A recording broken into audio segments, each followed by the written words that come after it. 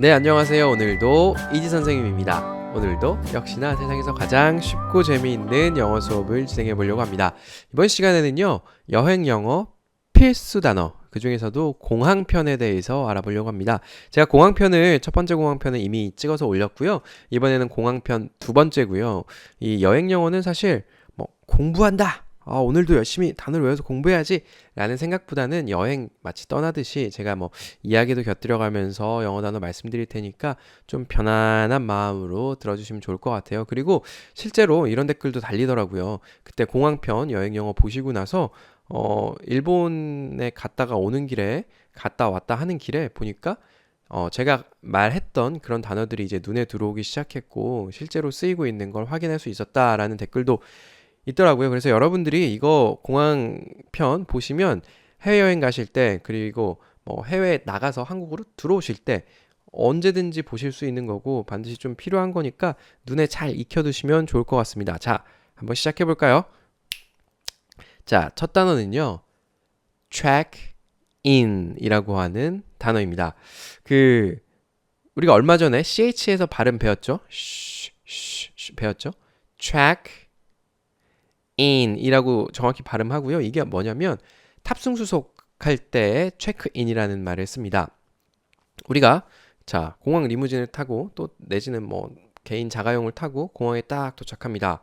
그럼 가장 먼저 어디를 가야죠? 네, 그 체크인 카운터를 찾으셔야 됩니다. 대한항공을 타시면 대한항공을 타는 쪽에, 아시아나항공 타시면 아시아나항공 타는 쪽에, 아니면 다른 외국 항공사 찾으면 외국 항공사마다 다 카운터가 있습니다. 체크인 카운터들이 다 있단 말이죠. 그래서 필요하신 거 짐들 다 짐에 넣으실 거 뭐 편의점이나 약국 같은 거 가서 사서 넣으시고 체크인 카운터로 가게 됩니다. 가시면요, 이제 줄 이렇게 싹 서서 기다리죠. 기다리고 여기서 이제 여권을 우리 그때 배웠던 패스포트 내고 또 거기서 이제 이야기를 합니다. 어디까지 가시죠? 그리고 몇 분이 가시죠? 뭐 짐은 뭐가 있으시죠? 이렇게 체크를 다 하고 큰 캐리어, 우리 말했던 baggage, 그 짐을 실어서 보내버립니다. 그리고 거기서 우리 보딩 패스 받죠? 보딩 패스, 비행기 티켓 받아서 가는 곳, 예, 거기를 이제 우리가 체크인 카운터라고 하고 이 체크인이라는 것 자체가 이렇게 우리가 말하는 탑승 수속이라고 하죠. 비행기를 타기 전에 표를 받고 짐을 붙이는 행위가 체크인이고 이 체크인이 사실 공항에서도 쓰이지만 호텔에서 이 체크인 한다고 하죠.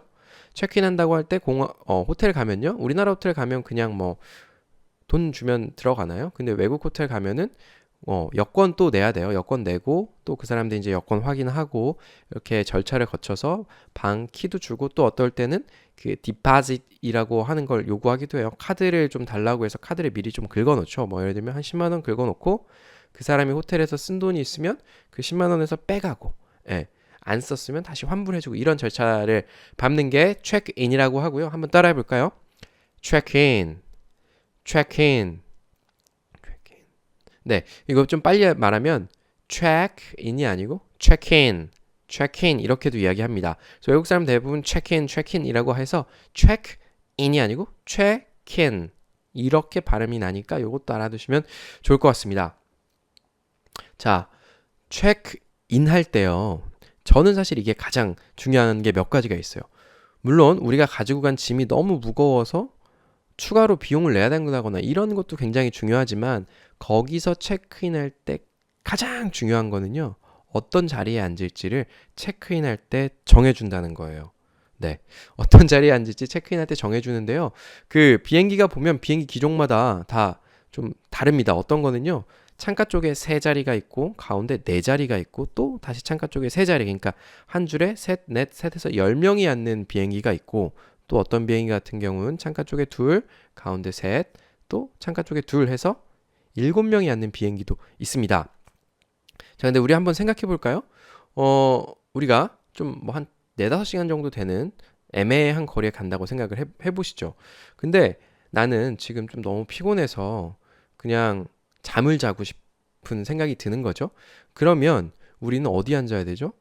창가 쪽에 앉으셔야 됩니다. 예, 창가 쪽에 앉으면 옆에 아무도 방해를 안 해요. 근데 우리가 통로 쪽에 앉았다고 생각을 하면 특히나 이제 세 자리, 네 자리, 세 자리 있는데 이 세 자리에 여기에 앉았다고 생각을 해보십시오. 졸려서 잠을 자는데 이 사람들이 자꾸 화장실 가야 되잖아요. 자꾸 깨서 화장실 간다고 죄송해요. 화장실 좀 다녀올게요 하고 깹니다. 갈 때 깨우는데요. 또 이 사람들 갔다가 올 때 또 깨워요. 예, 그게 이제 두 명이서나 하고 있기 때문에 이렇게 피곤하고 졸리실 때는 창가석 그리고 또 비행기에서 경치 구경하는 거 좋아하시는 분들은요. 비행기 뜨고 또 비행기 내릴 때 또 경치들이 보는 게 꽤나 괜찮거든요. 창가석에 앉으시면 좋죠. 그래서 우리가 창가석으로 주세요라고 우리나라에서는 한국말로 얘기하면 되지만 외국에서 한국으로 들어올 때는요. 거기서 한국인 직원이 없는 경우가 굉장히 많거든요.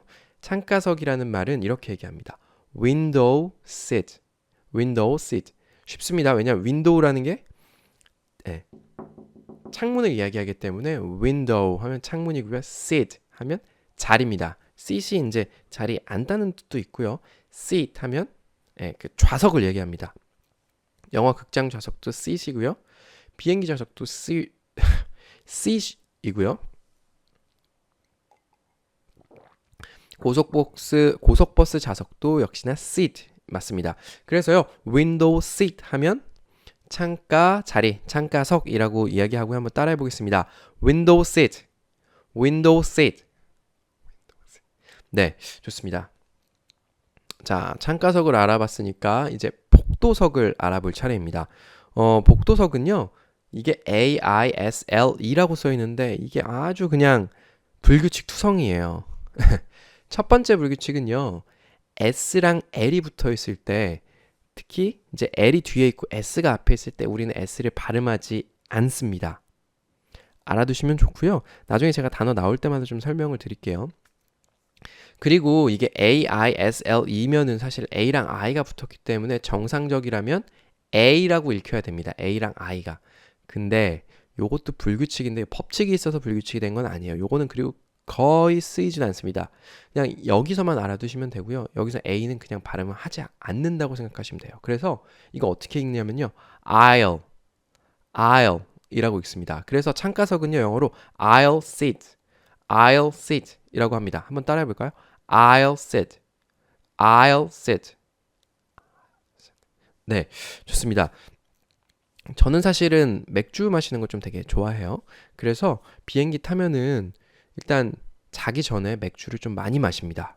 그래서 맥주를 좀 뭐 한 두 캔에서 세 캔 정도 마시면서 영화를 보거나 책을 읽는 경우가 많은데 그래서 맥주 마시면서 영화 보고 그러다 보면 어떻게 되죠? 화장실을 자주 가야 돼요. 근데 그러면 제가 이제 제 옆에서 혹시 누가 자고 있으면 막 깨우기가 좀 미안하잖아요. 그래서 저는 그냥 복도석을 선호하는 편입니다. 그래서 복도석에 앉아서 제가 이제 화장실 가고 왔다 갔다 하는 거 자유롭게 좀 이용을 하고 싶어서 저는 복도석을 선호하고 그 대부분 비행기 타시는 분들이 복도석을 선호하는 것 같아요. 그래서 이 aisle seat이 먼저 동이 나버립니다. 예. 그래서 윈도우 시트 주세요는 윈도우 시트는 남는 경우가 많아요. 처음에 체크인하러 갔을 때. 근데 체크인 하러 갔는데 저 복도 측으로 좀 자리 좀 배정해 주세요 했는데 없는 경우들도 있으니까요. 복도 측에 앉고 싶으시면 조금 일찍 가거나 아니면 그 모바일로 내지는 컴퓨터로 체크인을 미리 해서 좌석을 지정할 수 있는 항공사들도 있으니까 미리 좀 가시면 좋을 것 같고요. 이 복도석이랑 창가석을 아셔야 되는 이유가 이거 얘기 그냥 안 하잖아요. 그러면 아까 말씀드렸던 셋, 넷 앉을 때 이 셋의 가운데라든지 넷의 가운데를 줘버립니다. 이거는요 정말 안 좋아요. 예. 세 명이 이렇게 앉았는데 가운데 있잖아요. 잠을 자다가도 이 사람이 나갈 때 깨우고 또 내가 화장실에 가려 그래도 이 사람 때문에 또 귀찮고 또 팔걸이가 되게 뭐 진짜 얇잖아요. 요렇게 얇은데 그래도 한쪽에서 사람이랑 팔만 부대끼는 건 괜찮은데 이거 양쪽에서 다 부대끼니까 똑같은 돈 내고 굉장히 불편하게 오십니다. 그래서 해외에서 우리나라 들어오실 때는요. 영어 잘 못하셔도 상관없어요. 그냥 그 사람이 passport please 해서 달라고 하면 그냥 여권 주고 그 다음에 내가 창가석을 원하면 window seat please 이렇게 얘기하고 복도석 원하시면 aisle seat please 이것만 이야기하시면 그 사람들이 이제 알아서 배정을 해줍니다. 그렇기 때문에 비행기 타시기 전에 내가 이제 어디 타야겠다 미리 생각하시고 체크인 카운터에 가서 꼭 aisle seat please 내지는 window seat please 이야기 좀 하시면 아마 편한 여행 하실 수 있을 것 같아요. 자, 다음입니다. 이거 이제 출발이랑 도착이 아마 많이 헷갈리실 거예요. 영어를 잘 잘 공부 안 하셨으면 출발이랑 도착 많이 헷갈리실 거고 우리가 저기 딱 어디요? 비행기 타러 딱 가면은 보통 TV나 큰 전광판에 시간들이 막 나와 있고 목적지가 막 나와 있고 비행기 어디 편명이 막 나와 있습니다. 근데요, 그게 이제 출발인지 도착인지를 구분해야 되고요. 출발하는 층과 또 도착하는 층이 달라요. 그래서 해외에 나가서 택시를 타시거나 혹은 운전을 하시건 출발하는 층으로 가셔야 탑승 수속도 진행이 되고 탑승도 하실 수 있습니다. 그래서 이 단어가 출발이라는 걸 좀 알아두시면 좋을 것 같아요. DEPARTURE라고 되어 있습니다. departure라고 되어 있는 단어가 출발입니다. 그래서 영어로는요, departure라고 읽고요. 한번 따라해 볼까요? departure, departure, departure. 네, departure라고 하고요.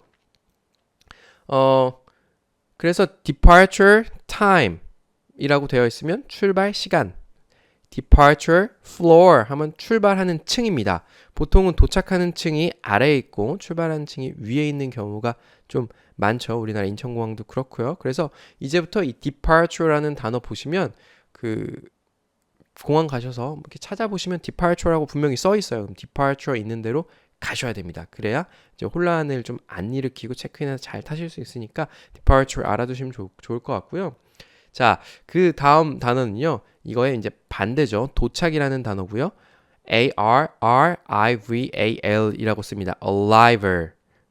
arrival라고 하고요. 한번 따라해 볼게요. arrival.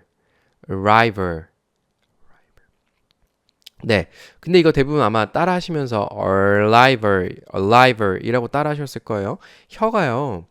ARR이기 때문에 R이 우리가 발음 어떻게 났죠? 이렇게 났죠?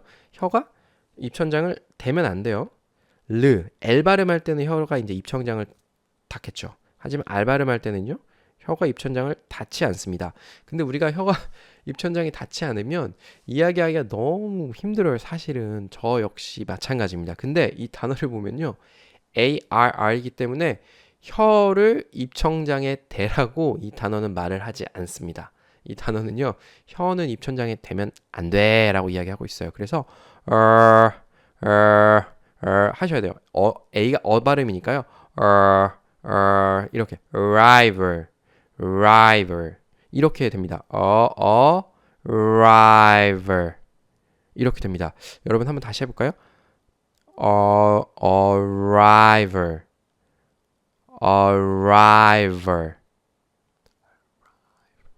네, 좀 힘드시죠? 혀가 많이 꼬이셨을 텐데 자, arrival은 도착이라는 거 알아두시면 좋을 것 같고요. 발음도 R 발음 조금 신경 쓰시면 제가 언제나 얘기하죠. 영어를 조금 더 세련되게 말씀할 수 있다고 말씀드리죠. 그래서 R 발음 신경 쓰시면 좋을 것 같고요. 자, 마지막 단어입니다. 이게 공항에서 이 글씨 보면 열받아요. 예. 열받는데 제가 여러분들 좀 되게 중요한 팁도 하나 드릴 수 있을 것 같아요. 이 단어는요. delayed라고 읽고요.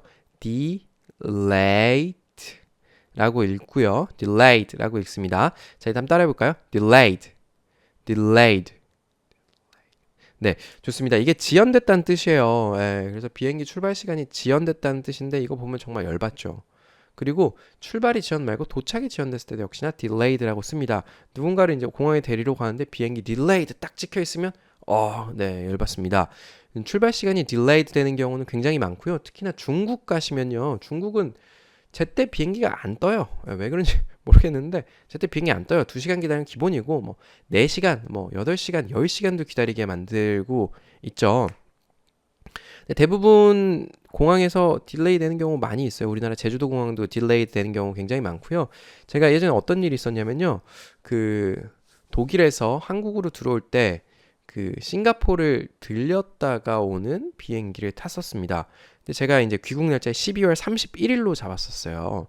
그래서 마지막에 12월 31일에 한국에 와서 올해 마지막 날은 가족들이랑 보내야지라는 생각을 했었었는데 이게 12월 31일 날 제가 이제 독일에서 싱가포르까지는 제대로 갔어요. 근데 이제 싱가포르에서 다른 비행기를 타고 한국으로 연결되는 편을 타고 와야 되는데 원래 싱가포르로 오기로 했던 비행기가 이제 미국에서 오는 비행기인데 미국에 폭설이 내렸다고 그 비행기 출발 못 했다고 하더라고요.